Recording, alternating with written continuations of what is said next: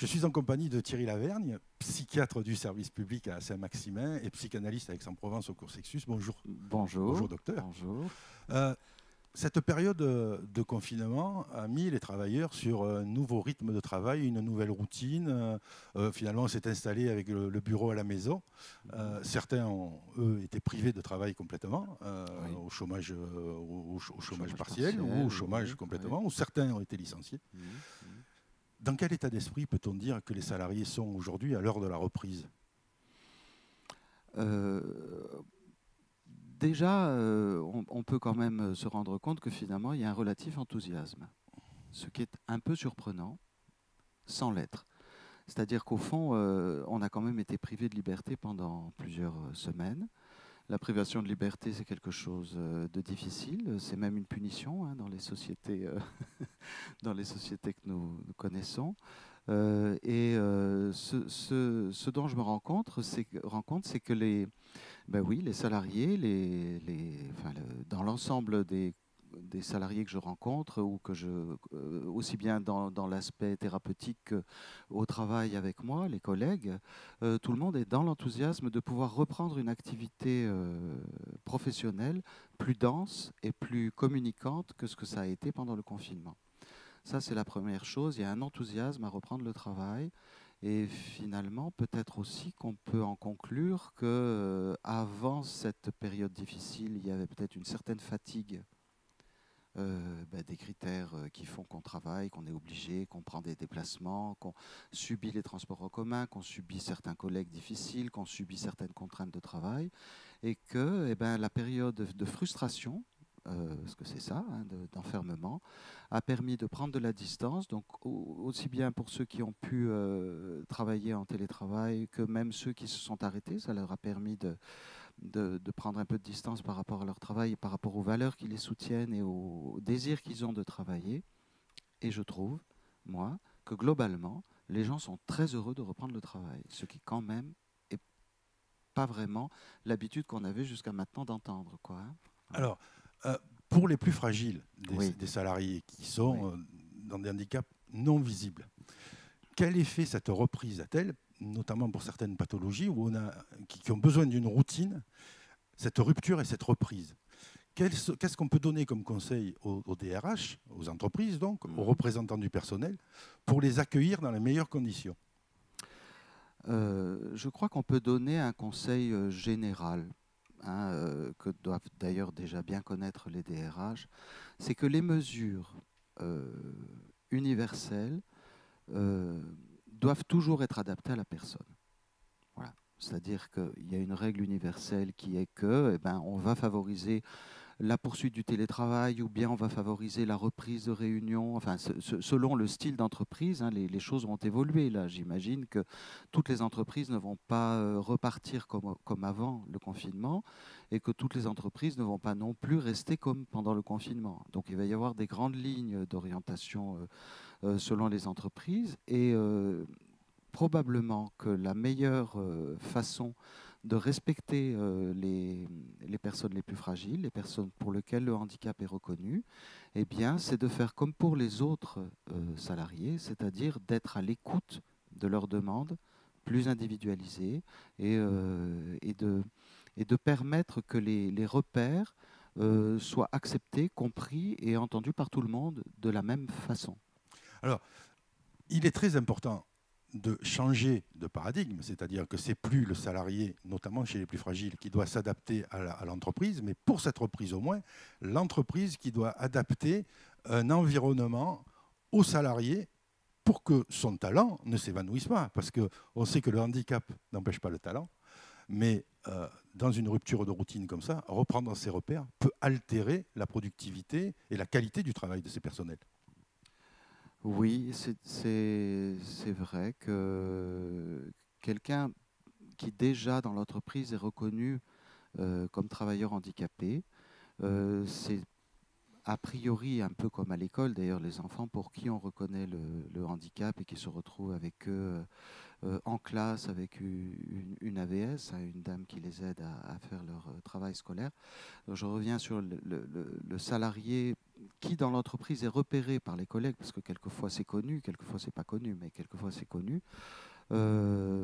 probablement que lui, il aura plus à cœur que les autres à faire justement en sorte que son handicap soit le moins visible possible.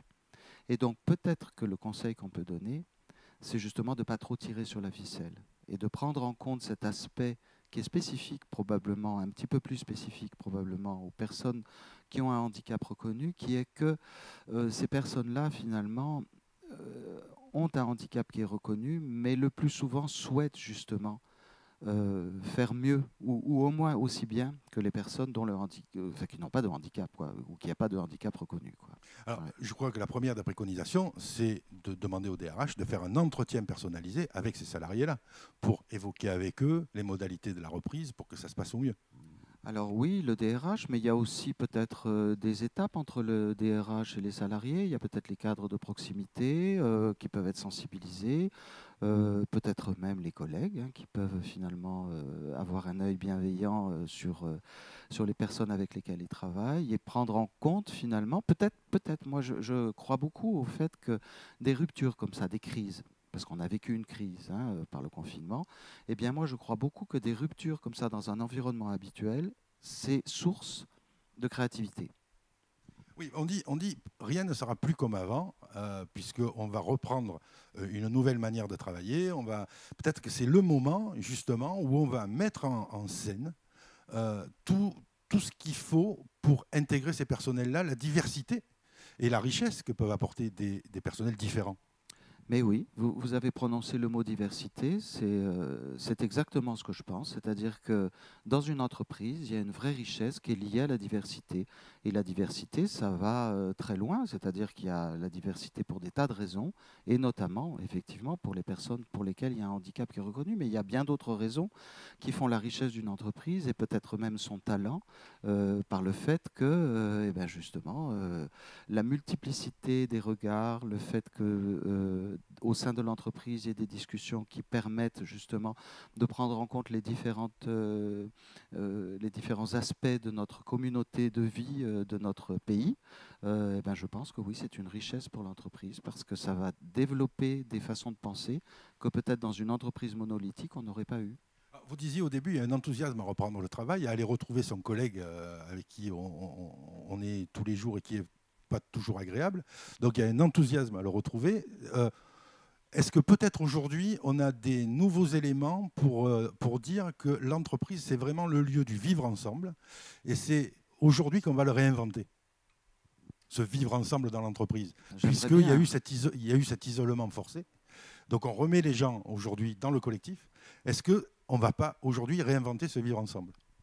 Moi, j'aimerais bien, honnêtement, et je pense que c'est quand même une situation qui pourrait le permettre. Parce qu'il y a eu une vraie rupture, une vraie crise à plein de niveaux. Et qu'au sortir d'une crise, si on revient à ce qui se passait avant la crise, ça veut dire qu'on va se retrouver quelques années plus tard dans la même situation et qu'on va avoir une nouvelle crise. Alors que si on prend le parti d'utiliser ce qui s'est passé pendant la crise pour développer des nouvelles façons de penser, pour développer des nouveaux paradigmes, justement, des nouveaux regards, un meilleur respect des uns et des autres, on peut penser qu'en effet, tout le monde y gagnera. Alors, tout le monde y gagnera, y compris l'entreprise, puisque l'entreprise y gagne à respecter la diversité. Bien sûr, l'entreprise, de toute façon, fait partie de notre monde. Et notre monde étant lui-même un monde où la diversité est présente, l'entreprise a tout intérêt à être le reflet du monde dans lequel elle est. Parce qu'en étant le reflet du monde dans lequel elle va être beaucoup plus elle-même intégrée à ce monde et donc finalement beaucoup plus probablement productive et beaucoup plus, comment dirais-je, aimée.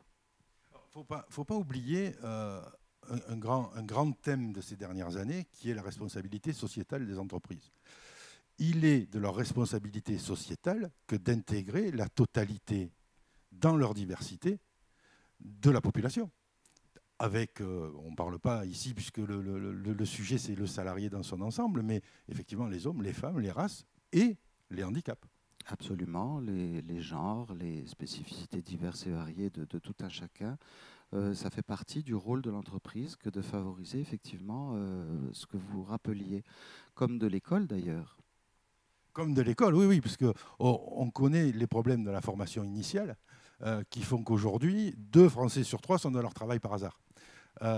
Donc on se dit qu'il y a un problème de formation initiale aussi à repérer les talents ou les handicaps des uns et des autres dès le plus jeune âge. Oui, je suis d'accord avec vous. Je pense qu'un travail avec l'école est toujours intéressant pour reprendre justement cet aspect de...